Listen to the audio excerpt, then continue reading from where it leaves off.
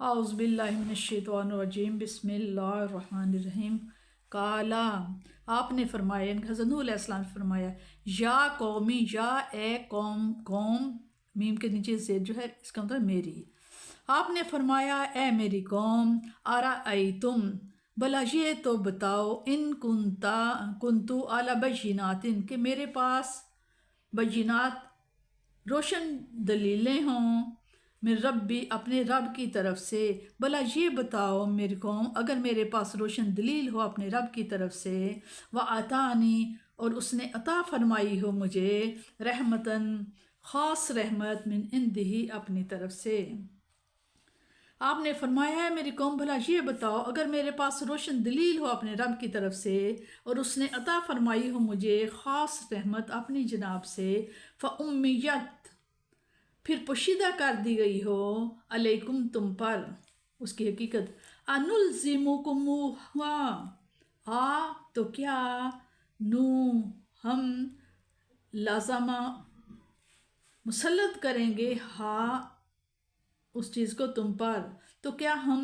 جبراً مسلط کریں گے تم پر، وانتم، اور حالانکہ تم لاہا کارہون، جب کہ تم اسے کراہت، کراہت یا ناپسند کرتے ہو۔ وَيَا قَوْمِ، اے میری قوم، لا اسألکم، لا نہیں، اسألا سوال سے نکلا، نہیں میں سوال کرتا تم سے، نہیں میں طلب کرتا تم سے،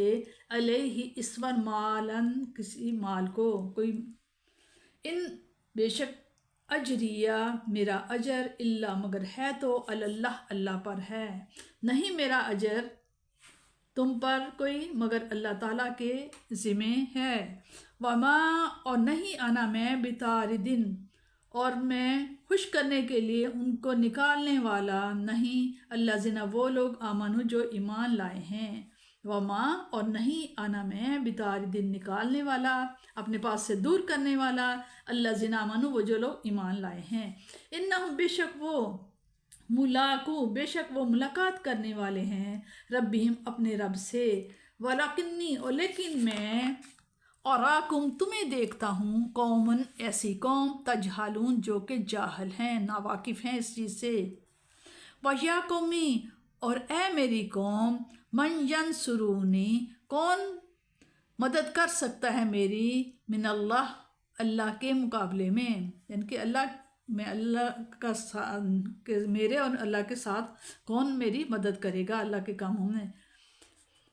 ان طردتہم، اگر میں نکال دوں اہل ایمان کو، افلا تذکرون، کیا تم اتنا بھی نہیں سوچتے، آگے واپس لانے، تذکرون، کیا تم سمجھتے نہیں اس بات کو، ولا اقولو، اور میں نہیں کہتا، لکم، تمہیں، اندی، کہ میرے پاس، خزائن، خزانے ہیں، اللہ کی طرف سے،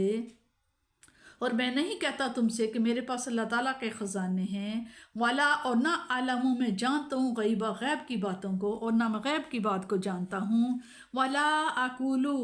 اور نہ میں یہ کہتا ہوں، انی، بے شک میں، معلوم، کہ میں فرشتہ ہوں، اور نہ یہ کہتا ہوں کہ میں فرشتہ ہوں، ولا اقولو، اور نہ میں یہ کہتا ہوں، للذین تزدری،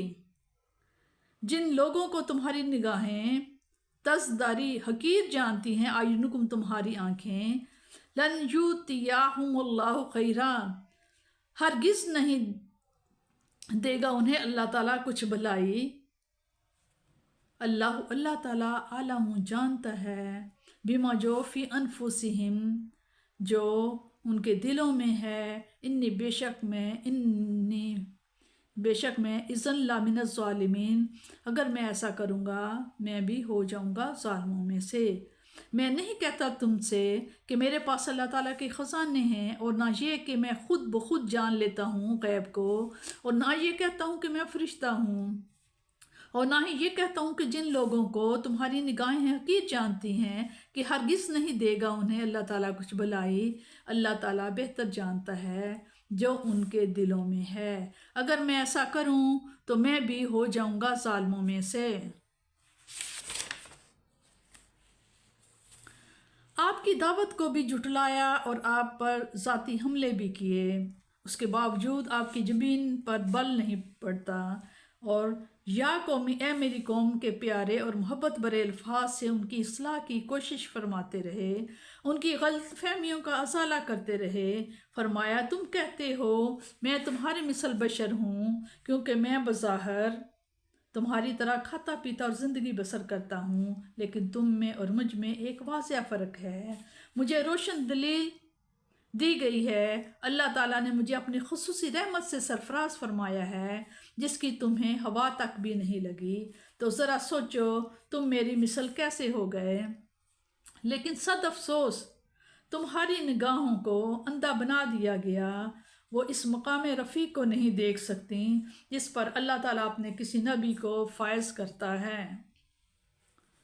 اگر تم میری دعوت کو ناپسند کرتے ہو تو مجھے کیا پڑی ہے کہ میں خواہ خواہ تمہیں اس کے قبول کرنے پر مجبور کروں۔ میرا کام اظہار حق تھا، وہ کر دیا گیا، اب تم جانو اور تمہارا کام۔ اگر کسی مرید کے دل میں اپنے مرشد کے متعلق حسن عقیدت نہ ہو تو مرشد کو کیا پڑی ہے کہ اسے زبردستی روحانی فیض سے مستفید کرے۔ تم میرا مذاق اڑاتے ہو، مجھے برا بھلا کہتے ہو، میرے رفیقوں کی تذلیل و تحقیر کرتے ہو، اور میں پھر بھی تمہیں دعوت حق دیتا چلا جا رہا ہوں۔ کیا میں اس طرح تم سے مال بٹورنا چاہتا ہوں؟ ہرگز نہیں، میں تم سے کچھ نہیں مانگوں گا۔ میرا معاملہ تو اللہ تعالیٰ کے سپرد ہے، اسی کا حکم مان رہا ہوں، میرے اجر کا بھی وہ ذمہ دار ہے۔ انہوں نے نوح علیہ السلام سے کہا ہوگا کہ ہر وقت آپ کے ارد گرد خستہ حال لوگ ہلکا باندھے بیٹھے ہوتے ہیں، ہمارا تو جی نہیں چاہتا کہ ایسی جگہ جائیں جہاں اس قسم کے گندے غلیظ اور کمینے لوگوں کا جمگٹا ہو۔ آپ ان کو اپنے ہاں سے نکل جانے کا حکم دیں، تب ہم آپ کے پاس آئیں گے۔ اس قسم کا مطالبہ آپ کو یاد ہوگا کہ کفار نے حضور صلی اللہ علیہ وسلم سے بھی کیا تھا۔ حضرت نوح علیہ السلام نے صاف جواب دیا، یہ ناممکن ہے کہ میں ان حق پرستوں کو تمہاری خاطر اپنے ہاں سے نکل جانے کا حکم دوں۔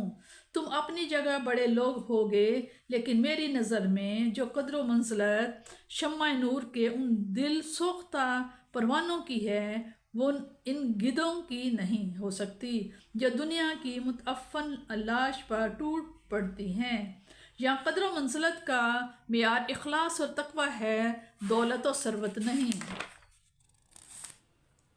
اب نوح علیہ السلام کا سلسلہ جواب شروع ہے۔ فرمایا تمہیں تو اپنی عقل و دانش پر بڑا ناز ہوگا، لیکن میرے نزدیک تو تم انجان اور ناواقف لوگ ہو، جنہیں اب بھی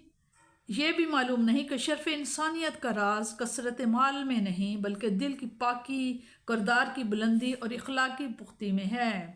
تم یہ تو کہتے ہو کہ یہ رذیل اور خستہ حال لوگ اس قابل نہیں کہ ان پر اللہ تعالیٰ کا فضل و کرم ہو۔ میں تو ایسا نہیں کہہ سکتا، کیونکہ اللہ تعالیٰ ظاہر کو نہیں دیکھتا بلکہ دل کو دیکھتا ہے۔ اگر ان کا باطن درست ہوا، ان کا سینہ نور توحید سے منور ہوا، تو ان کی ظاہری خستہ حالی کے باوجود وہ انہیں اپنی خیرات و برکات سے مالا مال کر دے گا۔